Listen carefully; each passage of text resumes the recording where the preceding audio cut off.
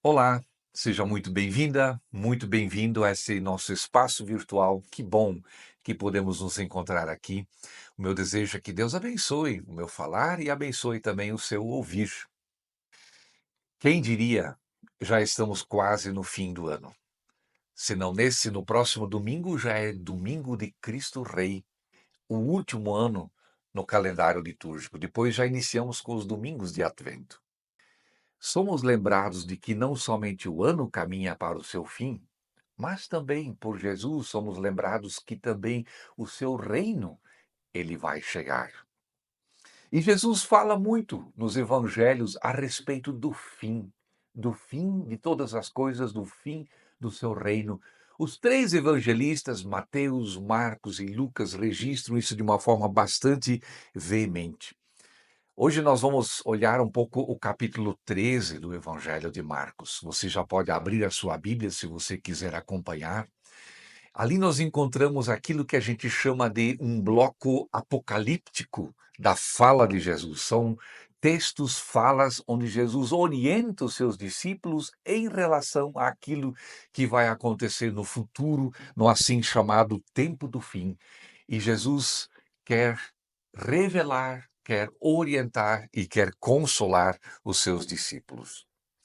É muito interessante perceber como pano de fundo que todo esse período em que Jesus está exercendo o seu ministério, as pessoas, o povo de maneira geral, viviam com fortes expectativas e ideias do Apocalipse, de um fim do mundo, por assim dizer. E o que me chama a atenção é que o próprio Jesus conecta nessa linguagem e também conecta nessas ideias, nesse jeito de pensar, que é o pensamento da assim chamada apocalíptica. Ele conecta com os seus discípulos e conecta também com as pessoas do seu tempo de modo geral. Talvez para você entender isso melhor e para fazer sentido também logo mais o que nós vamos ouvir de Jesus, talvez eu poderia resumir o pensamento daquela época mais ou menos com as seguintes palavras: entre o povo daquela época, do tempo de Jesus, prevalecia a ideia de que eles eram o povo escolhido de Deus, sem dúvida. E que Deus tem um plano para com o seu povo e vai levar a história desse seu povo também para fazer jus a essa escolha e essa eleição de Deus em favor deles. No entanto, ao mesmo tempo também as pessoas daquele tempo já estavam plenamente convencidos de que não era através do esforço humano que elas alcançariam aquela expectativa futura que eles imaginavam e almejavam para si mesmos. Eles imaginavam então que Deus iria intervir em favor do seu povo. E essa intervenção de Deus direta em favor do seu povo é na Bíblia conhecida como o dia do Senhor. O dia do Senhor. E esse dia do Senhor, ele seria precedido então por tribulações, por dificuldades, o mundo teria os seus alicerces abalados, viria o dia do grande julgamento da humanidade e assim por diante, mas na sequência, então, um novo mundo haveria de surgir. É verdade que os judeus não estavam todos eles unânimes nesse seu pensamento. Havia principalmente duas correntes. Uma mais otimista, vitoriosa, achando que Deus iria intervir na história em favor do seu povo, e a outra corrente ela era bem pessimista. Ela imaginava que esse mundo já não tem mais solução e que a única opção viável seria Deus se manifestar, mas para destruir tudo o que existe e refazer tudo do novo, ou tudo novo, né? Então, nessas duas perspectivas apocalípticas é que o povo se movia. E eu diria que talvez uma tendência maior era justamente também a tendência mais pessimista, a ideia de que Deus tem que destruir tudo. Alguns textos do Antigo Testamento, textos dos profetas, vão nessa mesma linha. Se você abrir Amós capítulo 5, Isaías capítulo 13, ali tu vais encontrar textos que falam desse dia do Senhor. E ele é interessante, sempre é descrito com palavras tipo como se esse dia do Senhor fosse um dia tenebroso. É o juízo de Deus que se aproxima, Deus vem de forma avassaladora, com muita força, né. Então, pessoal, esse é o imaginário das pessoas no tempo de Jesus. Essa é a linguagem da apocalíptica. Só nós não podemos esquecer que todos esses textos e todas essas visões apocalípticas, elas são uma tentativa de descrever algo que na realidade a gente não tem exatamente como descrever. É uma tentativa de expressar algo que na realidade não tem como expressar, né? É inexprimível. E aqui Jesus ele também conecta exatamente nesse sentido com a apocalíptica, não no sentido de assim já pré-programar tudo o que vai acontecer, mas ele na realidade assume essa linguagem simbólica típica da apocalíptica e que era familiar às pessoas do seu tempo, para então comunicar a sua orientação e uma vez para os discípulos e uma orientação também para nós, para nossa vida aqui. Você já abriu a Bíblia no Evangelho de Marcos, capítulo 13? Esse capítulo inteiro é um grande capítulo da assim chamada apocalíptica de Jesus. Talvez para você entender a estrutura desse capítulo, nos 2 primeiros versos, Jesus começa a falar da destruição da cidade de Jerusalém e também do templo, verso 1 e 2, e também nos versos 14 a 20 desse mesmo capítulo. Como segundo grande bloco, nós encontramos aqui também advertências de Jesus em relação à perseguição que vai acontecer aos discípulos de Jesus, nos versos 9 até o verso 13.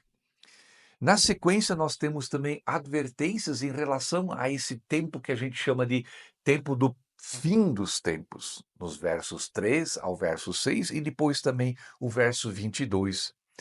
Um quarto bloco nesse capítulo é também a fala de Jesus em relação à sua vinda ou à sua volta.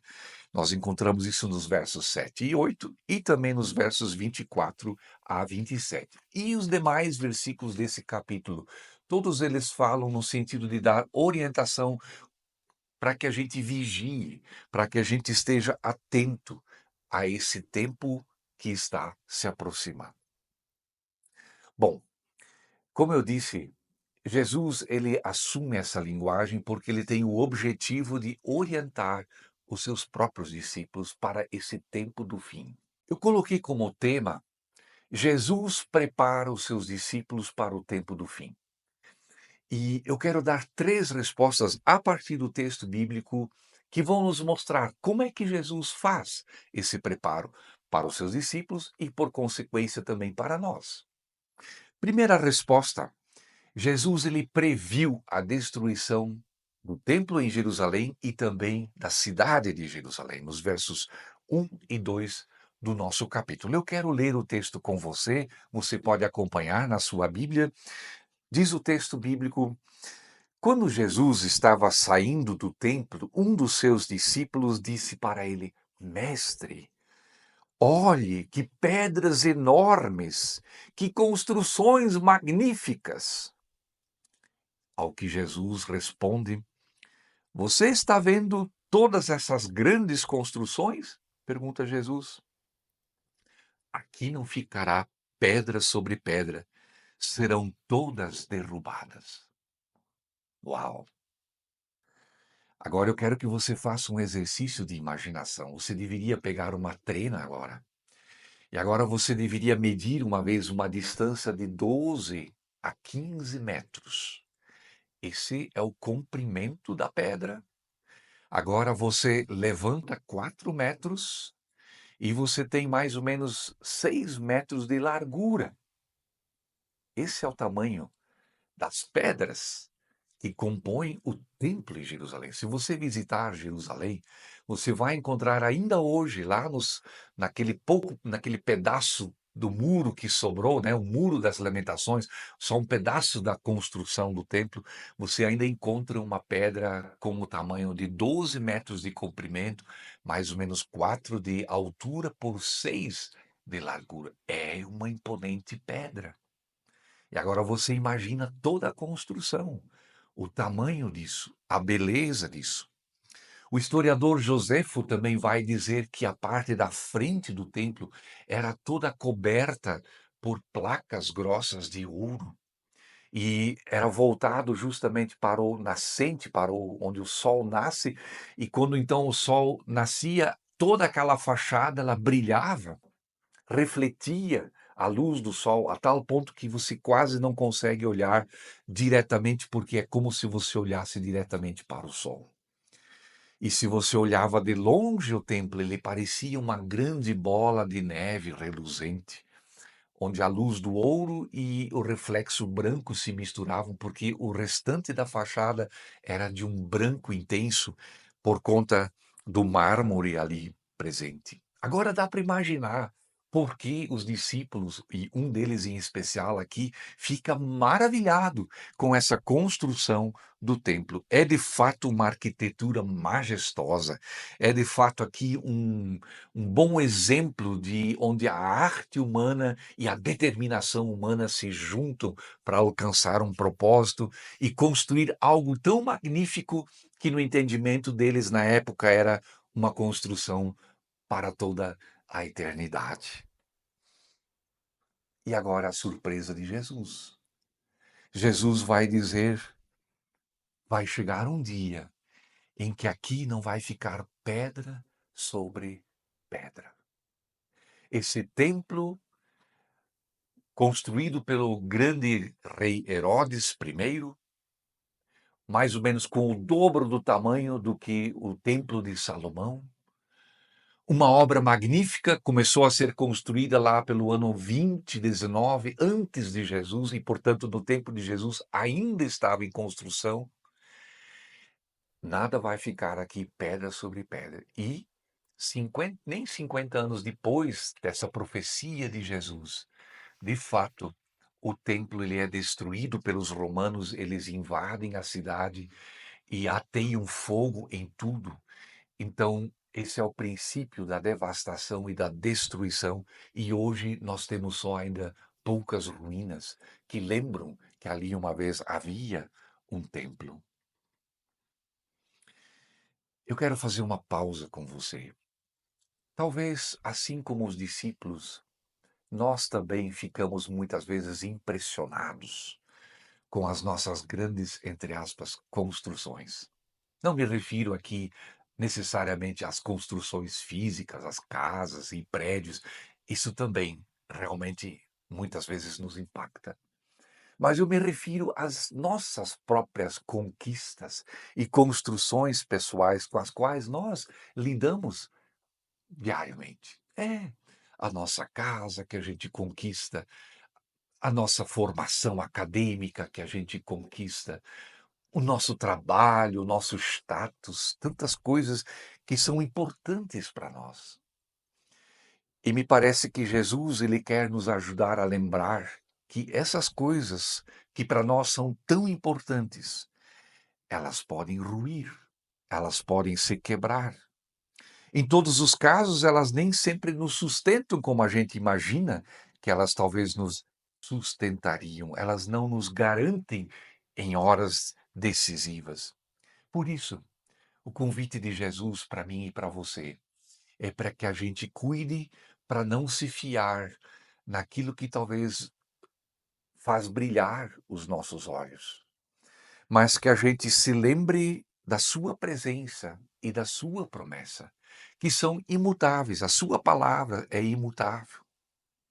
Que eu e você, como pessoas que seguem a Jesus, que a gente coloque a nossa segurança exatamente na pessoa de Jesus, a segurança inabalável que ele tem a oferecer. E por isso, mesmo quando aquilo que nos parece sólido desmoronar, nós não ficamos na mão, porque nós ficamos e somos amparados pelo nosso Senhor. Então, como é que Jesus orienta seus discípulos? E como é que Jesus orienta a nós? Em primeiro lugar, Jesus nos lembra que aquilo que para nós parece tão sólido, tão seguro, tão firme, talvez não seja assim para sempre. E o convite é para firmarmos a nossa segurança na sua pessoa. Segunda resposta: como é que Jesus orienta seus discípulos? Ele fala dos perigos que, por assim dizer, espreitam a vida dos discípulos nos últimos tempos.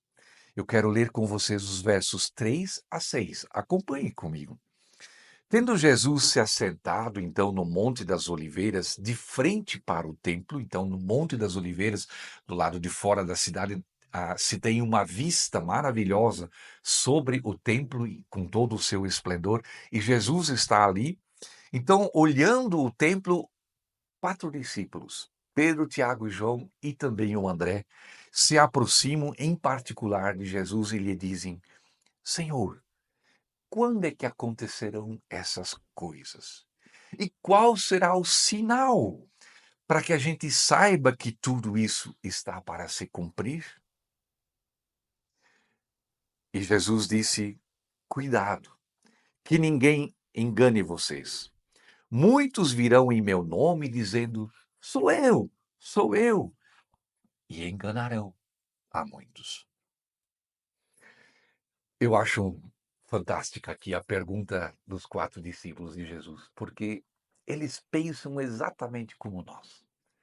Diante do futuro, de incertezas, como seria bom se a gente pudesse saber de todas as coisas, ter um sinal, prever com precisão o que vai acontecer e a gente pode se garantir, não é mesmo? Bom, Jesus fala que virão tempos de ameaças, virão tempos em que a vida e a fé dos discípulos de Jesus seria ameaçada. E Jesus destaca uma ameaça em especial aqui para os seus discípulos, e ele se refere à ameaça da falsificação da fé. Ele se refere àquilo que a gente chama de heresia, né? Heresia é quando a fé é falsificada. Na nossa arrogância espiritual, muitas vezes nós, seres humanos, preferimos ouvir a nós mesmos do que ouvir aquilo que Jesus tem a nos dizer. Eu quero fazer um curso com você agora. Presta atenção. 5 passos para você se tornar um herege. É brincadeira, tá? Mas como é que surgem as heresias? Primeiro, heresias surgem quando a verdade é distorcida. Anote isso. Heresias surgem quando a verdade é distorcida. Quando a verdade ela é distorcida para que ela se adapte àquilo que são as nossas preferências pessoais, aquilo que é o nosso próprio interesse. E assim, a verdade deixa de ter o seu sentido real para então se adaptar àquilo que nos convém. Posso dar um exemplo da própria Bíblia? Já há um provérbio lá no livro de Salmos, onde você pode ler que diz assim o provérbio: o insensato diz no seu coração: não há Deus, não há Deus. Interessante. Esses insensatos, esses tolos que assim falam, na realidade eles não são tolos porque não são inteligentes, muito pelo contrário. Mas eles são tolos porque na realidade lhes falta discernimento. Eles dizem que Deus não existe, não porque isso seja um fato, mas é porque é isso que eles preferem ouvir. É porque eles preferem que assim seja. Isso faz sentido para eles, pessoalmente, porque se for o contrário, talvez eles estariam em maus lençóis. Portanto, eles torcem a verdade para que aquilo que se diz se torne agradável aos próprios ouvidos. E isso a gente pode fazer com várias palavras de Jesus, com várias verdades das Escrituras. A gente torce um pouquinho, a gente modifica um pouquinho, a gente pode adaptar para que a coisa soe conforme nos convém. Gravou? Primeira forma de a gente se tornar um herege é quando a gente torce um pouco a verdade, para que ela se adapte ao que nos interessa. A segunda forma é quando a gente pega e supervaloriza uma verdade, mas de forma unilateral, de modo que se torna uma meia verdade ou uma completa mentira. Vou dar um exemplo também para você. Imagine se alguém supervaloriza, por exemplo, a santidade de Deus. Deus é santo, sem dúvida. Mas no discurso ou na fala dessa pessoa, essa dimensão da santidade de Deus, ela é supervalorizada e outras dimensões do caráter de Deus ficam suprimidas. Se você supervaloriza um lado apenas da verdade, você acaba transformando isso em meia verdade. Por quê? Porque uma pessoa que só ouve que Deus é santo, provavelmente ela nunca vai conhecer o Deus pessoal, o Deus que se achega a nós, o Deus que se aproxima de nós. Porque para ela, Deus sempre vai ser aquele bem outro, aquele bem distante de nós, o inacessível, o Deus que está lá longe. Ela jamais vai conhecer o Deus que se aproxima de nós. Ou, por exemplo, se você supervaloriza Deus como amor, o resultado disso muitas vezes é aquilo que a gente chama de graça barata. Percebes? Você não fala algo errado, mas você supervaloriza uma parte da verdade e transforma isso em uma grande mentira. Terceira forma de heresias surgirem é quando surge a tentativa de criar uma mensagem que se torne mais atraente ou mais acessível para as pessoas, né? Tem algumas mensagens na Bíblia que são um pouco constrangedoras, a gente talvez poderia dizer. Elas nos desafiam e isso não é bom que a gente fale, porque a gente vai talvez intimidar as pessoas, assustar as pessoas. Então, vamos suavizar a palavra de Deus, vamos tornar ela mais tragável, né? Então, temas como, por exemplo, falar sobre o nosso jeito de ser pecador, por exemplo, ou falar sobre humildade, ou falar sobre o discipulado e o seguimento a Jesus, ah, esses temas são inadequados. Vamos deixá-los de lado. É melhor a gente adaptar a mensagem, o evangelho, para que se torne mais, quem sabe, aceito pelas pessoas. Caminho para a heresia. Minha quarta resposta. A gente se torna um herege também quando a gente se afasta da comunhão com os irmãos. Quando eu me torno o Senhor sabe tudo. Aquele que tem só eu tenho a verdade comigo, só eu é que sei o que é certo e o que é errado. Eu quero lembrar aqui de uma frase de Dietrich Bonhoeffer no seu livro Vida em Comunhão, que me marca muito, quando ele escreve e diz assim: aquela pessoa que não é mais capaz de ouvir a voz dos seus irmãos e irmãs na fé, provavelmente logo, logo, também não vai mais ser capaz de ouvir a voz de Deus. Você já refletiu sobre isso? E finalmente, o caminho da heresia, ele está, digamos assim, pavimentado quando a gente tenta tornar a fé algo completamente racionalizado, né? De uma maneira conceitual. Em outras palavras, é a tentativa de colocar Deus em uma caixinha, né? Aqui a gente experimenta um pouco o paradoxo, porque, por um lado, sim, a gente deveria saber explicar a razão da nossa fé. A fé não é uma coisa que a gente não consiga elaborar, que a gente não consiga explicar. Porém, se eu procuro racionalizar Deus de tal maneira que ele perde a sua dimensão, digamos assim, do totalmente outro, né?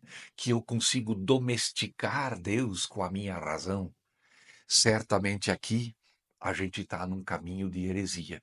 O pai da igreja, Tertuliano, ele uma vez disse da seguinte forma: como é que eu poderia oferecer algo em louvor e em adoração a alguém que eu compreendo ou entendo completamente? Quer dizer, a dimensão do mistério já não existe mais. Então, na realidade, já não é mais Deus, mas eu domestiquei, eu coloquei Deus em uma caixinha. Pergunta que eu quero deixar com você, meu querido ouvinte.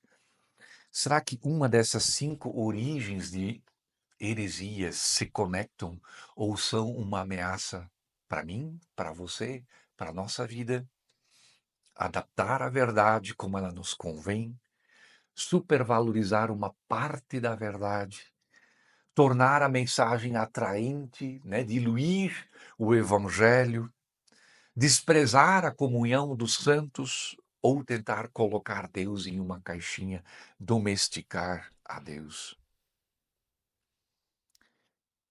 Nossa caminhada com Jesus nesse tempo do fim precisa ser caracterizado ou marcado pela humildade e pelo compromisso de buscarmos a verdade, de estarmos com o Senhor, mesmo quando isso nos desafia e não é tão interessante assim aos nossos ouvidos. Que sejamos íntegros. Por último, como Jesus orienta e ajuda os seus discípulos, Jesus ele também fala claramente sobre a sua segunda vinda, nos versos 7 e 8 e também depois nos versículos 24 a 27, que eu quero acrescentar. Versos 7 e 8 diz: Quando vocês ouvirem falar de guerras e rumores de guerras, não tenham medo. É necessário que tais coisas aconteçam, mas ainda não é o fim. Nação se levantará contra nação, reino contra reino, haverá terremotos em vários lugares e também fomes. Essas coisas são o início das dores. E verso 24: mas naqueles dias após a tribulação, o sol se escurecerá, a lua não dará a sua luz, as estrelas cairão do firmamento e os poderes celestes serão abalados. E então verão o Filho do Homem, ou seja, o próprio Jesus, vindo nas nuvens com grande poder e glória, e ele enviará os seus anjos e reunirá os seus eleitos dos quatro ventos, dos confins da terra até os confins do céu. Jesus fala sobre a sua segunda vinda, sobre a sua segunda volta. Acho que lendo o texto fica bem claro para nós que é exatamente disso que Jesus está tratando. E isso é o que importa aqui também. E Jesus usa três imagens que para mim são bastante significativas. E mais uma vez eu quero chamar a sua atenção. As imagens de Jesus, elas são tiradas exatamente da linguagem da apocalíptica. Então Jesus ele não está dando uma receita aqui, mas ele está evocando imagens que os seus ouvintes na época conheciam muito bem e que eu quero aqui também conectar com vocês. Que imagens são essas? Primeiro, Jesus ele vai dizer que esse dia do Senhor, ou seja, a volta, a vinda, a segunda vinda de Jesus, ela é ela é antecedida por um período de conflitos. Aqui Jesus fala de guerras e rumores de guerras. E se você abre, por exemplo, um dos livros da Apocalíptica daquela época, um livro não bíblico, por exemplo, o livro de Esdras, né? O quarto livro de Esdras. Ali você pode ler assim que no dia do Senhor haverá revoltas nas nações, confusão entre os povos, conspirações e inquietações entre os governantes. Bem típico, não é mesmo? E Jesus usa de forma bem evidente essas imagens da apocalíptica. Ele fala para conectar aqui com a sua fala de rumores de guerras, guerras e rumores, que os elementos fundamentais da terra serão abaladas, tudo conforme na tradição judaica já havia. Segunda imagem que Jesus usa, antes do dia do Senhor, antes da sua vinda, haverá um escurecimento do sol e da lua. Esse tema a gente encontra de forma recorrente também no Antigo Testamento. E por último, a terceira imagem, Jesus fala também que no fim dos tempos, os judeus seriam reunidos de todos os lugares da face da terra para o qual foram espalhados e voltariam para a Palestina. Isaías 27, por exemplo, trabalha esse tema. Eu queria que você percebesse, Jesus, ao usar essa linguagem da apocalíptica, ele está não dando um detalhe, não está fazendo um detalhamento sobre a vida no além, a vida no céu. Jesus, ele também não está nos dando um cronograma para um planejamento minucioso do nosso futuro, mas ele simplesmente usa imagens e expressões familiares às pessoas do seu tempo, a maioria dos judeus, que já eram usadas por elas para orientá-las. Então, o recado de Jesus também para nós é a ideia de que a gente não deveria tanto prestar atenção aos detalhes específicos dessa linguagem simbólica. Ela não tem essa pretensão, ela não tem esse objetivo, mas que a gente sempre lembre daquilo que é essencial e absolutamente certo. O dia do Senhor virá. Um dia Jesus voltará. Da mesma maneira como ele subiu junto ao Pai, ele voltará. Isso é certo e isso é seguro. E agora eu quero que você ainda conecte comigo para essa parte final, tirarmos as implicações disso para a nossa vida. Esse grande discurso de Jesus no capítulo 13, você pode ler o restante do capítulo ainda. Esse grande discurso de Jesus sobre o fim dos tempos não é uma mensagem para nós resignarmos, mas é de fato uma mensagem cheia de esperança. Por quê? Porque Jesus diz que no fim dos tempos, o que prevalece não é o caos, mas sim a gloriosa nova criação. Isso Jesus deixa muito claro quando aqui no versículo 7 e 8 ele usa a linguagem de dores. Jesus fala de dores e ele se refere às dores de parto. É isso que ele tem em vista. E o que que isso significa? Bom, de um lado significa que esses eventos finais, todas essas coisas assim estranhas que vão acontecer, elas são semelhantes a dores de parto. E quem já vivenciou isso sabe, as contrações de uma mãe, elas não vêm todas ao mesmo tempo, elas começam aos poucos e vão se intensificando até que o bebê então nasce. Então, tudo isso que é mencionado aqui nos versículos 6 e 7 ainda não são o fim. Eles são o início, são as primeiras contrações. A história do mundo ainda continua. E mesmo após a descrição dos sinais preliminares no do versículo 6 e 7, no versículo 8, Jesus diz que isso é apenas o princípio das dores. Mas agora vem o outro lado. Todos esses eventos, assim como dores de parto, elas introduzem algo novo que está por vir, uma nova criação. Por isso, para nós, todos esses eventos futuros que nos aguardam e para os quais Jesus apontou, não são apenas ou simplesmente catástrofes, mas são sinais de esperança. Porque nós, como comunidade de Jesus, nós vivemos nessa perspectiva do novo que está para vir. Nós vivemos na perspectiva do bebê que vai nascer. Nós vivemos na perspectiva exatamente da nova criação de Deus que irromperá de forma definitiva com a vinda e volta de Jesus. Por isso, meu irmão, minha irmã, quando você se sentir sobrecarregado, quem sabe, com as exigências do teu dia a dia, com o teu trabalho, com expectativas que outras pessoas colocam sobre você, e quando a vida, entre aspas, parecer para você como dores de parto, como contrações, né? Lembre-se, tudo isso te prepara para algo maior que está por vir.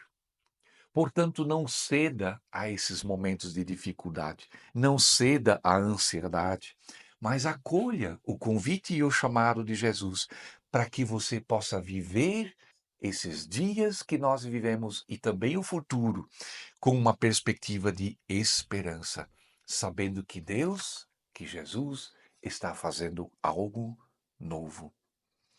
Então, Igreja de Jesus, não entre em pânico em relação ao futuro, mas confie na promessa, na restauração e na redenção plena de Jesus Cristo.